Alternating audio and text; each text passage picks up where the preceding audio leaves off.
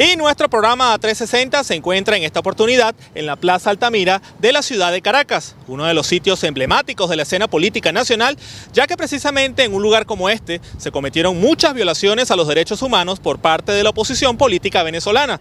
La misma oposición que ahora pretende enjuiciar y condenar al gobierno venezolano por supuestas violaciones sistemáticas de los derechos fundamentales de nuestro pueblo. En este sentido, para analizar las verdades y mentiras sobre el tema de derechos humanos en Venezuela, nos acompaña a esta hora Delis Álvarez, quien es del movimiento feminista venezolano. Delis, bienvenida. Gracias, Boris, por la invitación a través de las pantallas de Venezolana de Televisión. Y bueno, para recordar este pasado oscuro para nuestro pueblo venezolano, que cobró víctimas y que fue previo a la convocatoria hecha por la oposición venezolana, que se violaron los derechos humanos de parte de nuestro pueblo. ¿Por qué la Plaza Altamira de Caracas es emblemática a la hora de hablar del tema de los derechos humanos en Venezuela?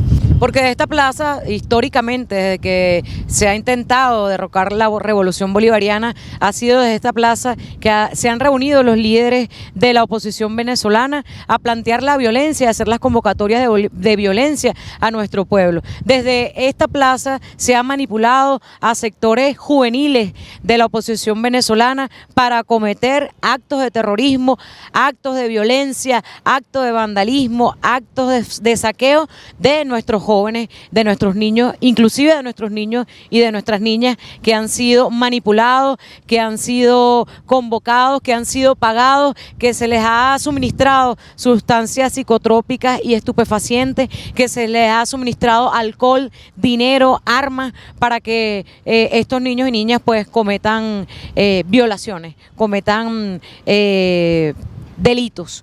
Ha sido promovido por la oposición venezolana desde esta plaza. Uno de los casos emblemáticos fue el de Orlando Figuera.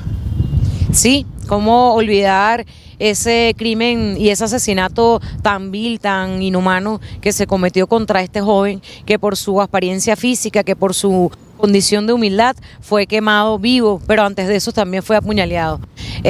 Cómo olvidar las lágrimas de su madre, la madre de Orlando, que tuvo que ver a su hijo allí quemado por el odio, por la irracionalidad que ha promovido la oposición venezolana, que son justo los que hoy nos atacan y dicen que no respetamos o violamos los derechos humanos del pueblo. En este momento que tú estás hablando con nosotros, estamos presenciando algunas imágenes de lo que ocurrió en la Plaza Altamira de Caracas, y creo que no podemos pasar inadvertido lo que fue el tema de la utilización de los menores de edad. Sí, así es como me refería al principio, Boris. Parte de la protección o de la garantía de los derechos humanos es atender a los sectores vulnerables, y entre esos están los niños, niñas y adolescentes, y estos fueron manipulados y fueron usados como elementos de terror, como ejecutores de la violencia guarimbera, terrorista que promovió la oposición venezolana. Lamentablemente armaron niños, les dieron drogas, les dieron alcohol y les pagaron para que cometieran estos actos delictivos, ¿no? Esto es también una violación al derecho del niño y niña y adolescente a una vida libre de violencia. Y la oposición pues pasó todos esos límites de respeto a ese sector juvenil y pues promovió en ellos el odio, porque sobre todo eso que le hicieron a Orlando, no es más que una manifestación de odio sembrado en el alma, en el espíritu de esos jóvenes, y que es inadmisible. Inadmisible e inaceptable que la oposición venezolana y sus líderes promuevan el odio en su juventud, promuevan el desastre, promuevan el asesinato, la muerte, la sangre en sus sectores jóvenes. Es lamentable que esa sea la agenda que le ha impuesto sus líderes, los líderes opositores, a su juventud opositora, porque la tienen, pero no hay otra agenda que la violencia, que servir de carne de cañón, que servir de elementos destructivos, de elementos delictivos y de mal ejemplo. Pues así se gestó desde esta Plaza Altamira. Cuando uno analiza la postura de la oposición en torno a lo que es el tema de los derechos humanos, va a conseguir ciertas coincidencias. Y una de ellas es también con la industria mediática internacional, que así como la oposición olvida o minimiza lo que ocurrió acá en La Paz Altamira, también ocurre con los medios de comunicación de las grandes corporaciones, que muy poco mencionan o ni siquiera recuerdan lo que ocurrió en esta plaza. No lo recuerdan porque lo ocultan y son parte, protagonistas, son cómplices de todo lo que ocurre aquí.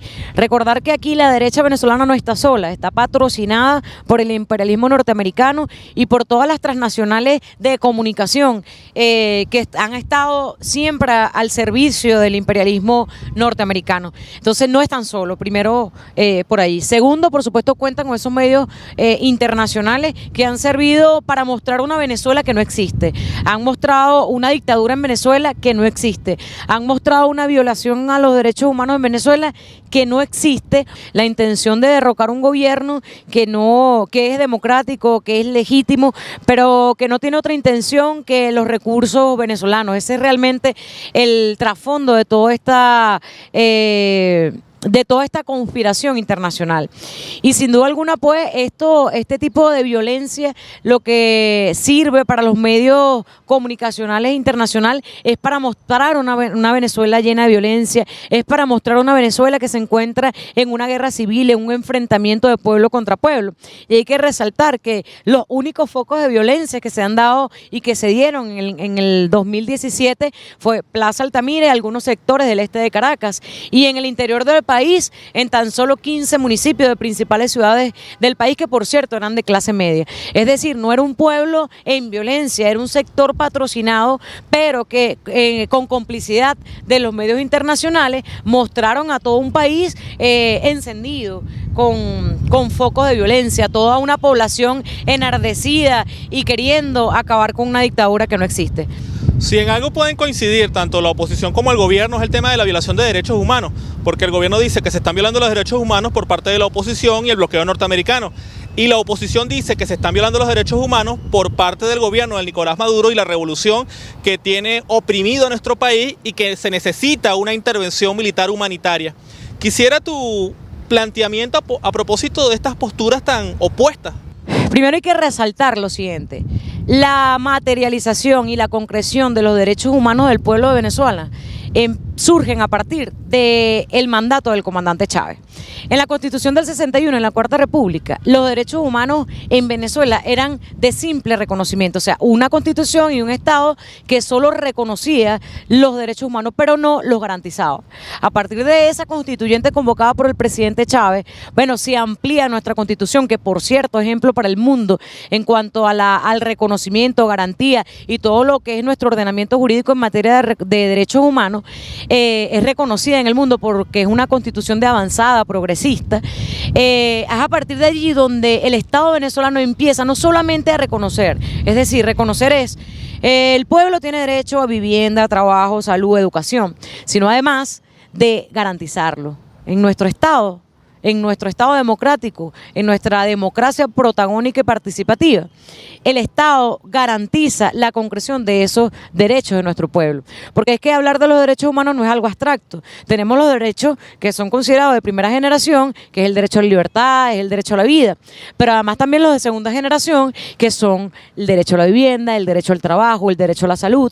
Esos derechos que ellos, desde la Plaza de Altamira, promovieron para que fueran violados.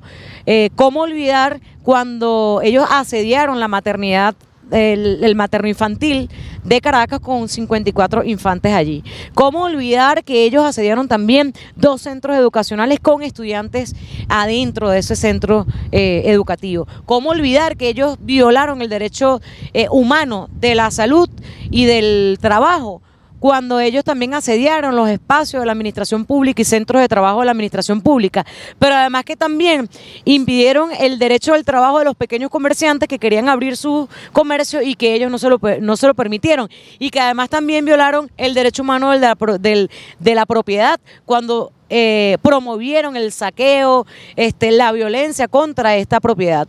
Es decir, ha habido una violación sistemática a través de estas guarimbas, de estos llamados de la oposición a la violencia y al terrorismo.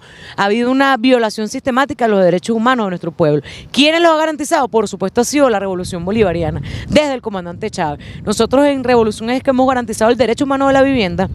Es innegable que este año vamos a alcanzar el hito 3 millones de viviendas construidas en Revolución, como una forma de que nuestro pueblo pueda alcanzar ese derecho que en manos del mercado capitalista fuese imposible alcanzar. Ha sido la Revolución Bolivariana como un acto de humanidad, como un acto de derecho, como un acto de respeto a los derechos humanos. Ha sido la Revolución Bolivariana que ha ampliado todo su sistema de salud para garantizar a nuestro pueblo el derecho a la salud, mientras antes lo que se veía o lo que parecía el futuro de Venezuela era una salud privatizada, era una educación privatizada. Hoy tenemos una educación gratuita, de calidad. El gobierno bolivariano sigue invirtiendo todos los días, y más en esta guerra económica, más en lo que viene invirtiendo más en para garantizar los derechos de nuestro pueblo. Es decir, es el gobierno del presidente Nicolás Maduro que garantiza los derechos humanos. No ver los derechos humanos como algo abstracto, ¿no? Es como una cosa, es como unos derechos que se concretan y que se han venido concretando en Revolución. ¿Cómo podemos llamar nosotros lo que le están haciendo hoy a Venezuela desde el imperialismo norteamericano y por supuesto también todos sus aliados internacionales?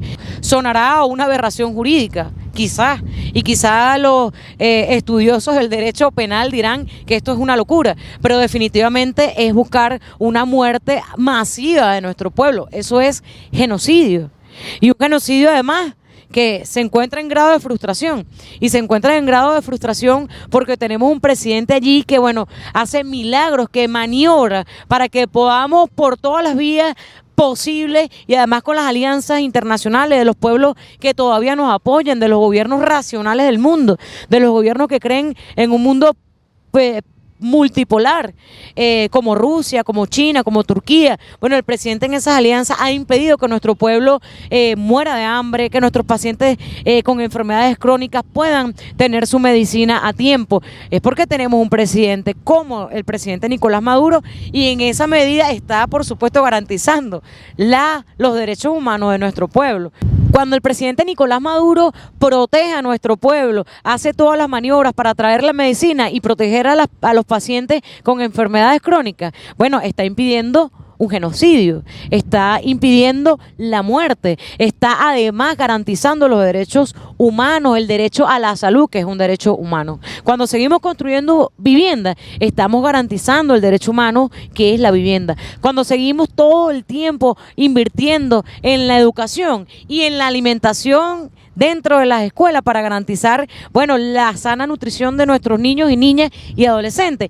Esa es la forma de garantizar los derechos humanos. Definitivamente nosotros somos unos creyentes del respeto de los derechos humanos, somos un Estado garantista, un gobierno garantista de los derechos humanos, y que, bueno, se traduce en lo que vemos todos los días. Si te dieran la oportunidad y te dijeran, vas a tener 1 minuto para hablar con Michelle Bachelet, si tuvieras ese minuto, ¿qué le dirías desde acá, desde la Plaza Altamira?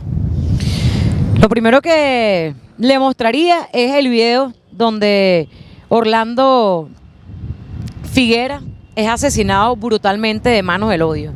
Quemar vivo a una persona.